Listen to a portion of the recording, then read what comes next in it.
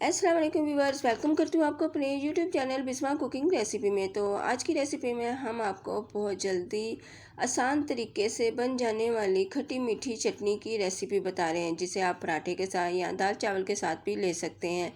तो आइए शुरू करते हैं। बिस्मिल्लाहिर्रहमानिर्रहीम। यहाँ पे मैंने 1 किलो कैरी ली है, जिसको छीलकर मैंने चिप्स की शक्ल में कट कर लिया है।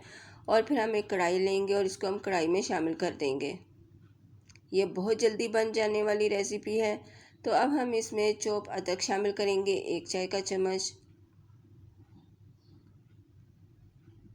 लहसुन बारीक चॉप किया हुआ 1 चाय का चम्मच, इससे इसका टेस्ट बहुत मज़े का आएगा। साबुत गोल लाल मिर्च 4 अदद, लाल मिर्च आधा चाय का चम्मच,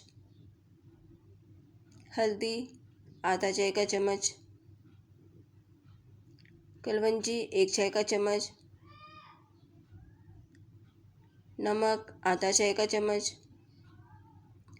और फिर हम इसमें पानी शामिल करेंगे। पानी यहाँ पे मैंने 1 कप लिया, वो इसमें शामिल करेंगे और इसको हम अच्छी तरह से मिक्स कर लेंगे।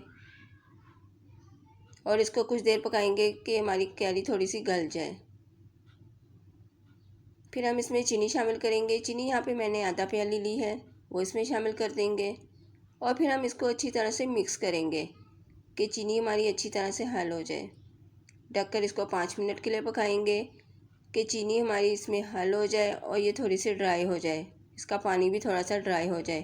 तो ये देखिए, इसका पानी भी ड्राई हो चुका है, हमारी चीनी भी इसमें अच्छी तरह से हल हो चुकी है। तो फिर हम इसमें 1/4 प्याली सिरका शामिल करेंगे, कुछ देर के लिए पकाएंगे।